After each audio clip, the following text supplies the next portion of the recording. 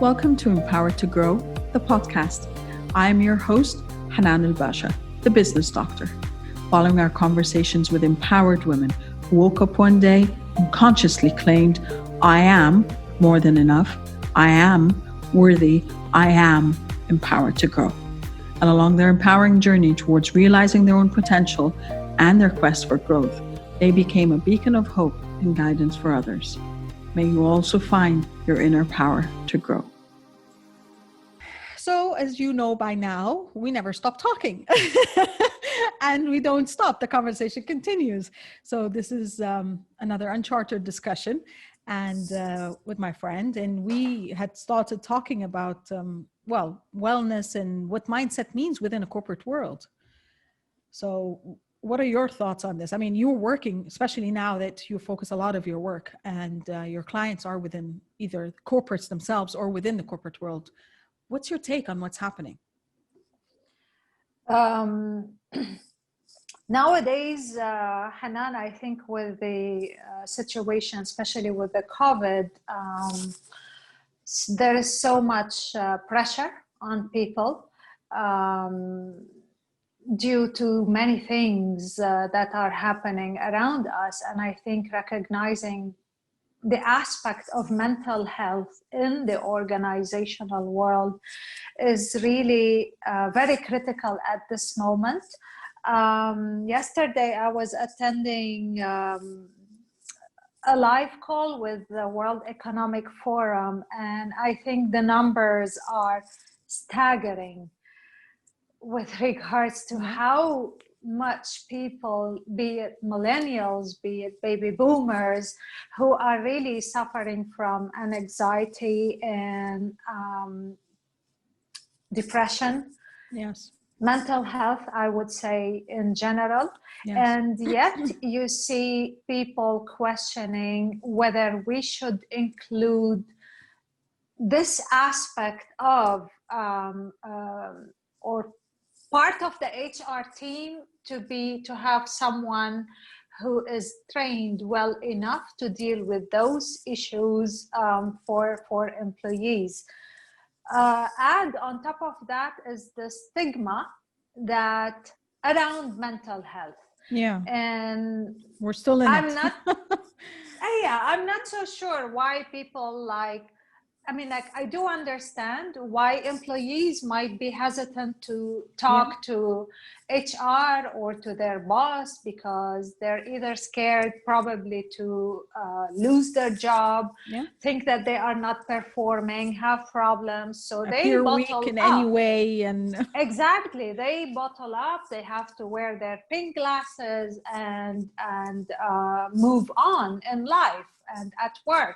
While are they performing at their best? Definitely not. No. We know the enemy to decision making, to problem solving, to creative thinking is stress. So mental health is not anymore about whether someone should go to a psychologist, psychiatrist, or is on medication. It's the simple fact that someone is chronically stressed, depressed, anxious, afraid, and this should be tackled seriously. Sure. Because that's the point. I mean, what I find fascinating and at the same time perplexing is when we talk about corporates are not what's the word? They're not hypothetical organizations. They are made up of people, of individuals. True. And these individuals have and recognize their own issues. Like when we talk about someone in HR, we talk about HR as if it's a pseudo for a third person. HR is made up of people, and they themselves are stressed, and they themselves have anxiety, and they themselves are scared for their own jobs. And yet they're not putting together a system, and they're not putting together the foundation to ensure that what they're feeling, because if I'm feeling it, I'm sure everyone else in the organization is feeling it. CEO is feeling it. He might not have his job tomorrow, Exactly. It's all about profitability. It's for who? For people as well. I mean, who's creating this? We are creating the issues. And we are the ones who have the solutions. And yet we talk about it as if someone else gets the decision. It's in our Yes. hands, for God's sake, Yes. which is really Yes. weird. I mean, if we're talking about 95%, that statistic really shocked me. 95% of corporates worldwide are unhealthy places to be in. So what makes the 5% unique? That they realize that we're all human beings in the same boat. So let's do Yes. something about it. Yes. We're talking about this as if we have no say and as if it is happening in a vacuum away from us. Absolutely. I mean, like, I totally agree with you. And especially yesterday, like when I was on the call with the World Economic Forum, they're talking about it as if like a spaceship has to come down with a solution and a Let plan. the aliens help us. Exactly. And a blueprint, even last week, Harvard Business Review, they published an article and the title was 21 HR Roles of the Future. And most of them tackled the wellness and well-being in organizations and how much corporates are in need for someone to really address those issues within organizations, because this is probably not the job of HR, and they need someone who is specialized in wellness and in well-being. Yet what is surprising is what you said, is that like, how will HR sit and design and think? I mean, like, it doesn't take Einstein to come and give you a formula to decide on such a thing. I mean, like, there are so many coaches who are specialized in this. There are so many therapists, psychologists who are happy to come on hourly basis, on daily basis, on whatever. I mean, like, they agree with the HR team to support the HR, to support the teams over there. And on top of that, the figures are clear. Again, World Health Organization, they released the reports in 2019, and there are so many studies showing figures, because let's say organizations care about figures, about making numbers, return on investment. It's there. It's there. When you help employees manage with their state of being, and this is beyond what I have seen in the corporate world, which pushed me into what I am doing today. Wellness was always all about eating healthy, running, and exercise, doing marathons, participating in this and that. Well, we all know this. I mean, like, we don't need someone to preach us about how to eat, what to drink, and how much to exercise. People know it. Do you know why they're not doing it? That's the question. And that is exactly it. It is going to, we as corporates, as in the virtual the organizations and stuff, and that virtual persona, it's always been about addressing the wounds with a BandAid. And I think we learned that concept as well about the BandAid. Yes. But it is when we go, okay, people are depressed, or the morale is not well in the organization. The productivity is not that high. So consequently, the profitability is not that high. And the first thing they do is, that person is not doing a good job. They get fired. But how about we go to the root causes? And, Dr. Mark Hyman has this, this analogy, which I love. He's like the tack theory, as in, the tack, the kind of the pin that you put. And he's like someone standing on a tack, and it's ingrained into their heel. And what they do is they keep complaining about the tack. And they say, okay, let me put a BandAid on it because it's bleeding a bit and stuff. But actually what you need to do is remove the tack and move elsewhere. If this is a tack infected space, go to the root cause of why you're complaining. Why is your foot hurting you? Why is it bleeding? So we talk about those things as if it is about the individual. yes, of course, there are times, we are not oblivious as well, that there are times that people are just not fit for the job. Why are they not fit for the job? It might not be in alignment with their core competences, what they like, they get stressed out really easily, or maybe their imagination and what they excel at is not within this field. But there are those that are amazing. We know they're amazing. It's just like lately, for example, they're not producing, they're not productive. So let's go to the root cause. What caused the shift? This is the person that could be on a chief level. So, the C-suite. And so they went through the whole ladder. So we know they're amazing at what they do, but suddenly they're just not into it anymore. Let's go to the root cause. If they're not into it, everyone below them will not be engaged and connected and wanting to do their productivity. If someone is toxic within the environment, we don't say, oh, they're the boss or they're on a managerial level. No, we say, what's wrong with you and why are you self-projecting onto everyone else in your organization? Yes. And I think it should be time that we start having these conversations. But as you said initially, is that it starts with self-reflection and self-awareness and realizing, where are you not performing and what is impacting you, and how could you make it better for you? When there's the ripple impact effect after that that other people get, literally they get impacted by you, but they also get that kind of infusion or that kind of osmosis of negative energy. Works the other way around as well. Works with positive energy and empowerment. Yes. I mean, like there's a lot to say here. I mean, like, be it on an individual level or on organizational level. And this is one of the points that was tackled yesterday in the World Economic Forum, is that it starts with CEOs. We're all humans, and we need to be vulnerable. And I think how most people understand vulnerability is like showing your dark side or your weak side. Hello, this is not what's in your closet. It's not about the closet. no, it's more about being real, being true, being who you really are. Because when we open about those things, that's also when we open space for others. It's not about like they will come and start whining and I don't know what. No, I mean, this is being human. Yes.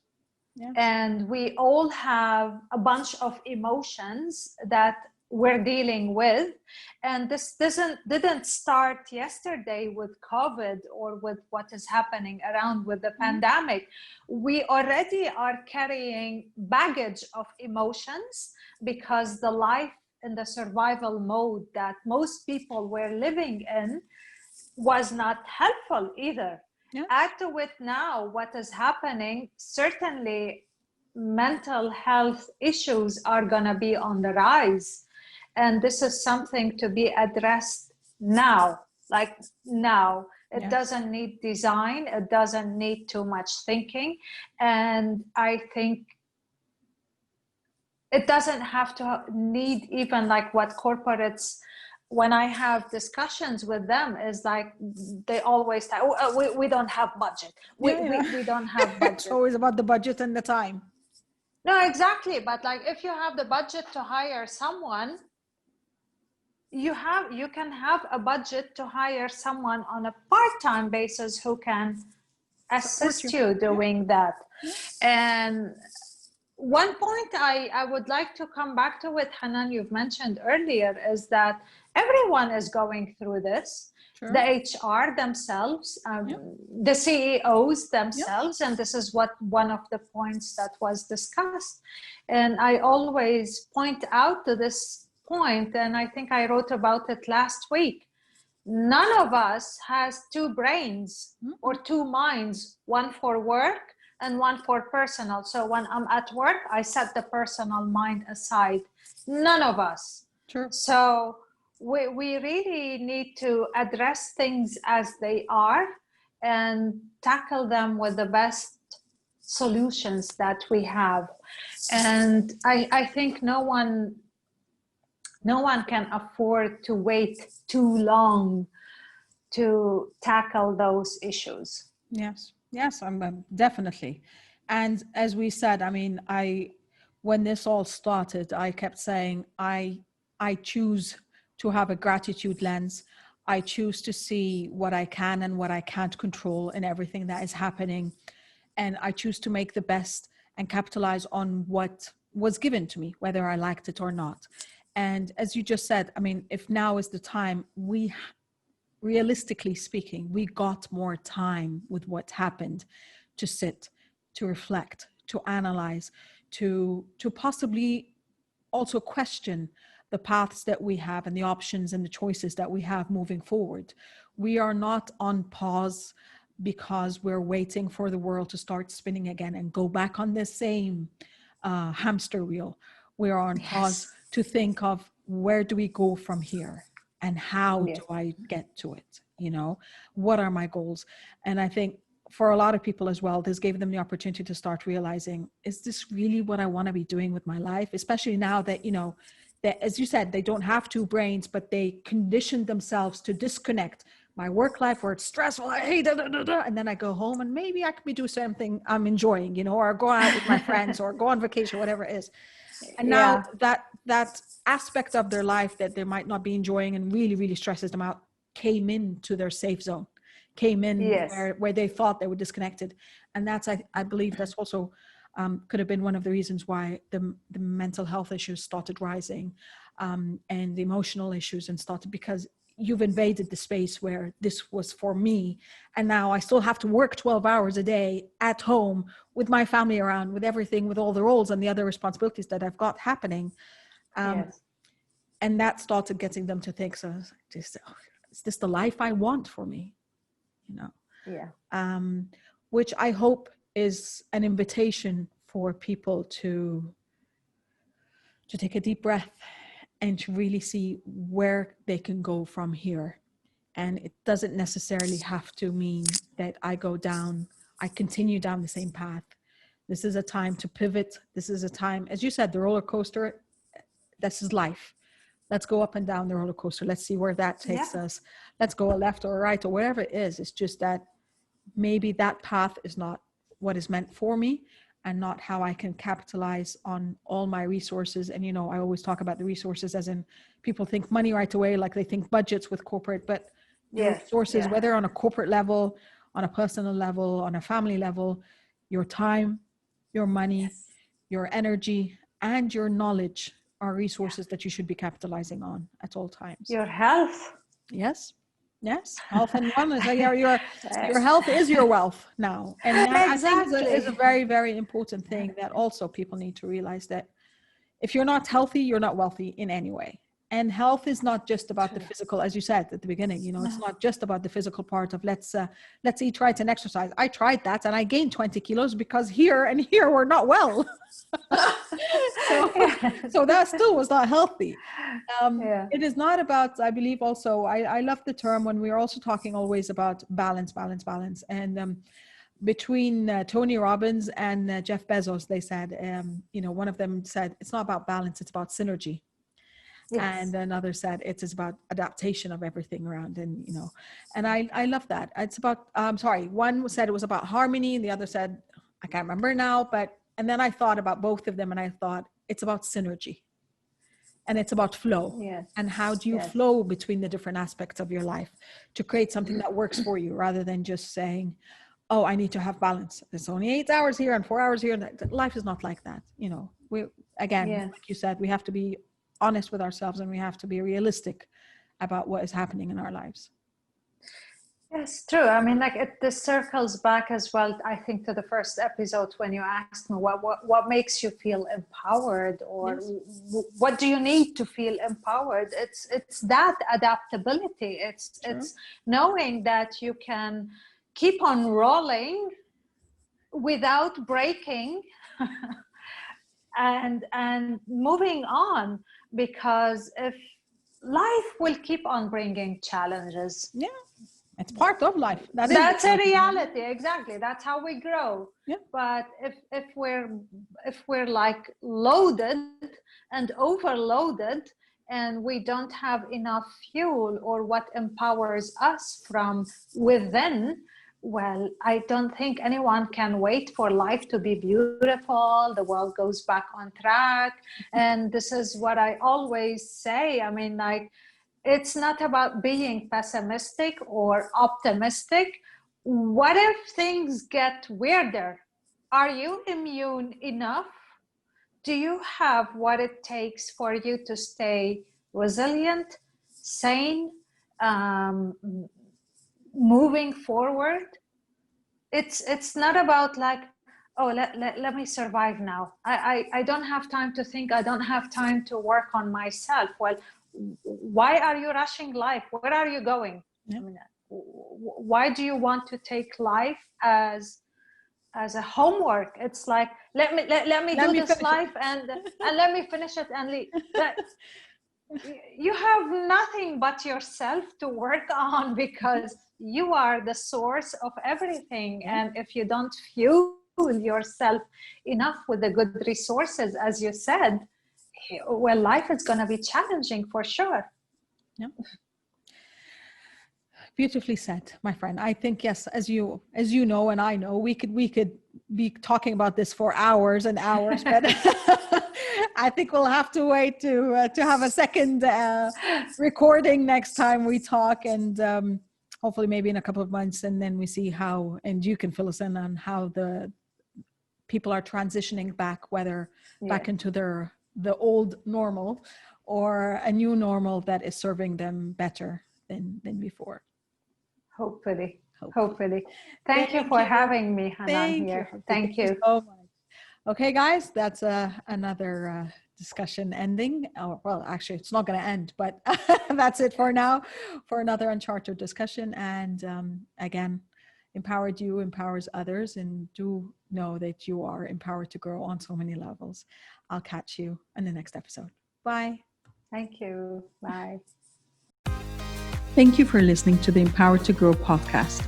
For further engagement with a tribe of empowered women, join my Facebook group, Empowered to Grow, or visit my website, www.hananelbasha.com. I'll catch you on the next episode. And until then, know that empowered you empowers others. Love, abundance, and prosperity to you all.